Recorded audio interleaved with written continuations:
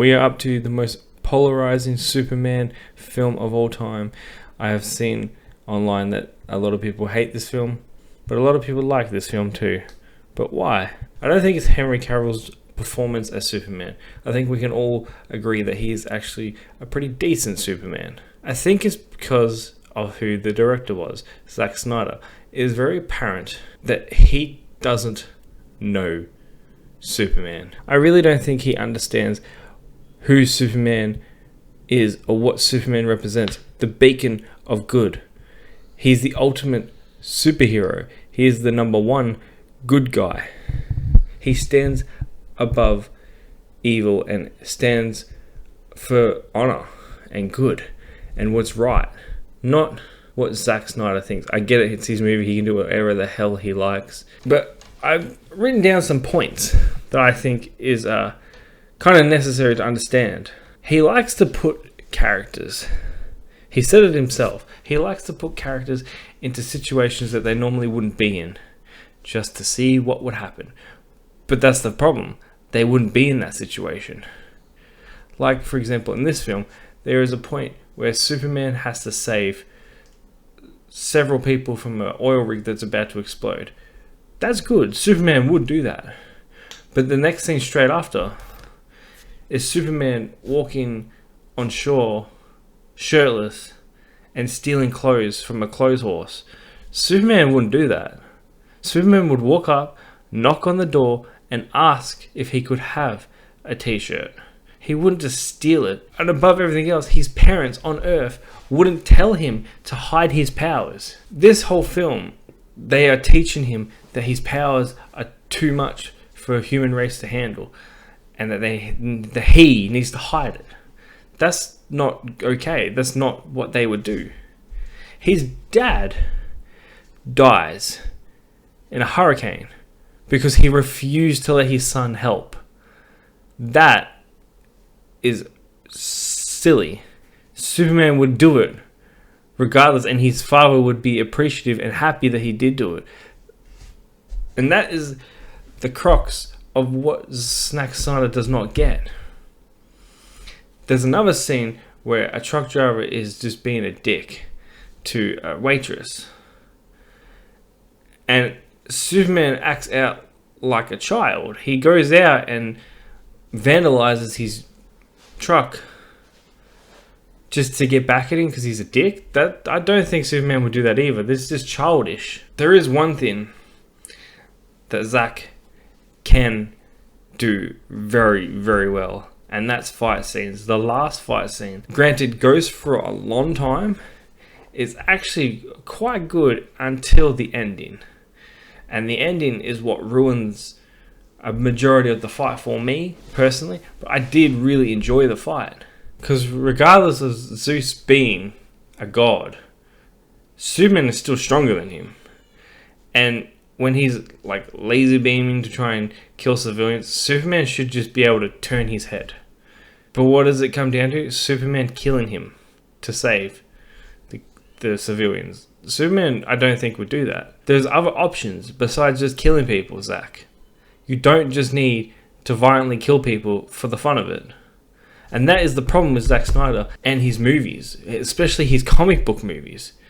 He is a fan of Watcher, and it's very obvious. He's said it in the past before. Why does he like Watcher? Because they're violent, they swear, and they have sex. And DC heroes don't do those things. What does he want them to do? He wants to do those things. But he doesn't realize that they can't. Regarding that scene that I was talking about earlier, where Superman is walking around shirtless, the only reason he included that scene was to prove that Superman was actually really muscular. He was really worried that when Superman finally gets into his uniform, his suit, people would think it just looked fake because it was apparently too rubbery. So he wanted to really, really show that Henry worked his butt off, got his body into a great shape, and he wanted to show it off. But I think it's just the time, because even Marvel does it, where they have all their superheroes shirtless. Development on this movie began back in 2008, when Warner Brothers took the pitch from the comic book writers, screenwriters, and directors, but opted to reboot the franchise in 2009.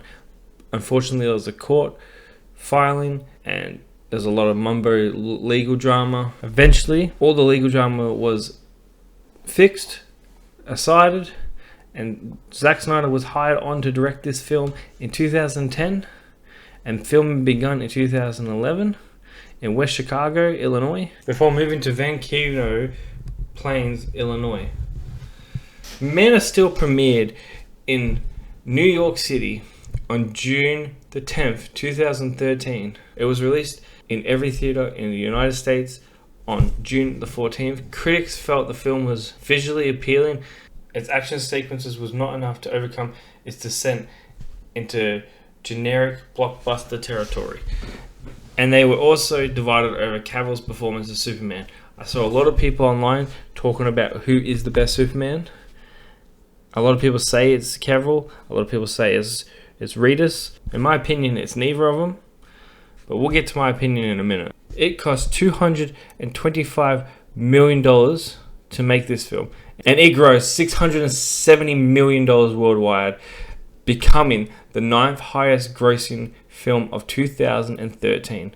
And then a follow-up title was greenlit, titled Batman vs Superman: Dawn of Justice, that was released on March 25th, 2016, which we will be covering tomorrow. The plot of this film centered around Superman learning his powers and who he is, and Zod coming back out of his prison. Zod wants to come back and kill the last remaining Kryptonian, being Superman, and that's pretty much the whole plot. There's a lot more little things in there. Lois Lane. Superman barely portrays Clark Kent in this film, so this film they focus a lot more on the Superman, not Clark Kent at all. To me, the plot, it's gonna get a 6 out of 10. The cast was very good, I will admit that. Zack Snyder does know how to cast some really good characters and the right people for those roles as well. Lois Lane in this film is the best version of Lois Lane live action ever. She's the prettiest, she's the best actress. She just gets who Lois Lane is. Henry Cavill, he's a decent, good Superman, but we'll get more into his Superman in tomorrow's video. But for now, this cast is going to get an 8 out of 10. Cinematography was absolutely gorgeous. This film looks good. He does like his dark colors. Zack Snyder does. He likes the blacks, the greys. And you can see it in this film. There's a little bit of color, but not crazy amount of color. Look at his Superman suit. It's not the bright blue with the red that we're so used to. It's more of a darker blue with barely any red. His scenes are really gorgeous, which is what you want in a Superman movie. You want it to look good. You want it to look gorgeous the way it does. The fight scene is awesome. Every little detail looks like a good film. So for cinematography, I'm going to give it a 7 out of 10. Entertainment, I was very entertained by this film. I don't hate Man of Steel, but I also don't love Man of Steel. It has its problems, but not enough problems to make me not enjoy the film. I enjoyed it. I like the fight scenes, as I've said multiple times already. Entertainment will get an 8 out of 10. However, Man of Steel has its flaws. Zack Snyder does not know how to write for Superman. So unfortunately, Man of Steel gets a 6.5 out of 10. If you can let go of the little problems in this film and just watch it for what it is, you will have a good time. There's just little nitpicky things. It's not a inherently bad movie. If you've watched up to this point, I want to thank you. I want you to hit that like button. I want you to consider hitting that subscribe button. Have you seen Man of Steel? Let me know in the comment section what you think about this film. Make sure you go down below and look at all my social media links. Follow me over there. Follow me over on Instagram. I upload every single film that I watch or TV show with a rating over there, and I've got it into a highlight page on my page. Tomorrow, we're going to be checking out one of the worst superhero movies of all time. There is no way that I'll have fun with it. I already know this. It's Zack Snyder's Batman vs Superman. But until then, guys, Be well, stay safe, have yourself a beautiful day, and I'll catch you guys tomorrow.